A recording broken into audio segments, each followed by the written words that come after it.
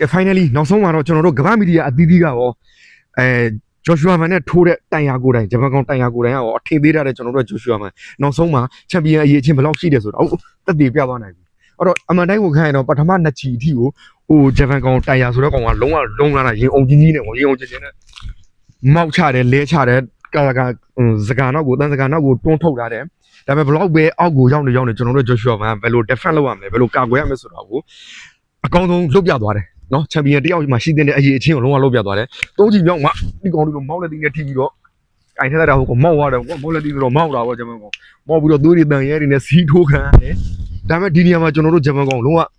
သူ့ရဲ့တက်လုံတော့ကျွန်တော်တို့လုံးဝဘယ်လိုလေးစားရမလဲဂျပန်လူမျိုးတွေဘယ်လောက်ကျမ်းမာရေးနဲ့ပတ်သက်ပြီးဘူးတုဒတွေအနေအထိုင်အစားအသောက်တွေကောင်းလဲဆိုတော့အဲ့မှာတက်လုံကြည့်ဘောကန်တဲ့နေရာမှာမဟုတ်ဒီအားကစားတိုင်းမှာဘယ်နေရာမှာမဆိုတက်လုံတော်ကောင်းလဲဆိုတော့ကျွန်တော်တို့ကတော့အတိမတ်ပြီးပါဘာကြောင့်လဲဂျော်ရှူအာမန်ဒီလောက်ထိစီးထိုးတယ်လေဘင်းကိုလည်းချုပ်တယ်ဒီလောက်သွေးတွေရွဲတာတော့မှ၄ချီမြောက်မှာပြန်ပြီးတော့အသာစီးပုံစံမျိုးနဲ့ဟိုဘယ်လိုခေါ်လဲတိတ်တောင်းတစ်ဖက်ပြန်ယူလုံးပဲsorry တိတ်တောင်းပြန်ယူလုံးပဲပြန်လဲခြင်းနဗန်းပြန်လုံးကြည့်လုံးပဲအဲ့ဒါသေးတယ်ထိုးသန်းဆိုပြီးတော့လဲအခွက်ကပြောင်းလိုက်သေးတယ်ကျမ်းမကောင်ဒါပေမဲ့နောက်ဆုံး၅ချီမြောက်မှာ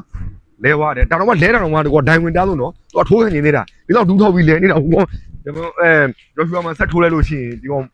ကိစ္စပြဖို့ပဲရှိမယ်ကျွန်တော်ဆက်ကြည့်နေတာဒိုင်တားတာတော့ကျွန်တော်တိုင်မကြည့်တော့ဟိုကောင်လည်းဒိုင်ဝင်မကြည့်တော့ဘူးရှုံးရတဲ့ဂျပန်ကောင်လည်းအဲ့တော့ကျွန်တော်ဂျပန်မှာနေတဲ့ကျွန်တော်တို့တွေဘာလို့ဂျပန်ကိုနိုင်တာ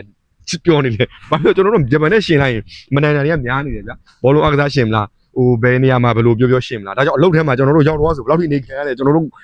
ရောက်ကစားသူတွေပဲသိနိုင်မယ်အခုကတော့ကျွန်တော်တို့လုတ်တက်ကြိုင်တက်လာတာမို့လို့အဲ့တော့အခုကျွန်တော်တို့ကြည်နေတဲ့သူတွေဘယ်နိုင်ငံမှာပဲရောက်နေတယ်ဖြစ်စီကျွန်တော်နဲ့ဝရင်ဆုံမှာပြိုင်မယ်ဆိုပြီးပြောနေတဲ့ကျွန်တော်ကိုပြောတဲ့သူတွေ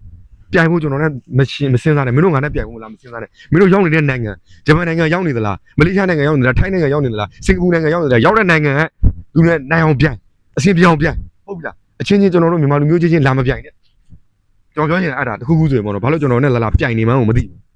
ပြိုင်နေတဲ့သူတွေအဲ့တော့အခုဂျော်ရှူအာမန်ကျွန်တော်တို့မြန်မာတပီသားလို့အတွက်ကျွန်တော်တို့နိုင်ငံကြီးမကောင်းလေဘူးသိတယ်ဒါပေမဲ့ဘယ်လိုပဲဖြစ်ဖြစ်ဘာလို့ဟိုလိုဆိုထိုင်းမှာရေနွေးဘူးလောင်းတဲ့တရုတ်တွေမြန်မာတယောက်ကိုဝိုင်းပြီးတော့လောက်ကလည်းအပြည့်အဝမပေးလို့အဲ့မှာဘယ်လောက်ထိငရဲကြခံရလဲဘာဖြစ်လို့လဲမြန်မာလူမျိုးလုံရတယ်ဆိုလို့လုံနေတာတရုတ်တွေကနော်တရုတ်9ရောက်လား6ရောက်လားအဲ့မှာဝိုင်းလုံနေတာဘယ်လောက်ထိဝိုင်းနေဆက်တာရေနွေးဘူးလောင်းပြီးတော့အဲ့တော့ကျွန်တော်တို့မြန်မာဆိုရင်နိုင်ငံတကာရောက်နေတဲ့နိုင်ငံတိုင်းမှာကျွန်တော်တို့ကုန်ငယ်နေရတယ်အခုဂျော်ရှူအာမန်နော်ဖိုက်တာတွေထဲမှာမှ1ချန်ပီယံရှစ်တယ်လည်းမြင့်တယ်အဆင့်အမြင့်ဆုံးအမေရိကန်နိုင်ငံအခြေစိုက်အဆင့်အမြင့်ဆုံး UFC မှာ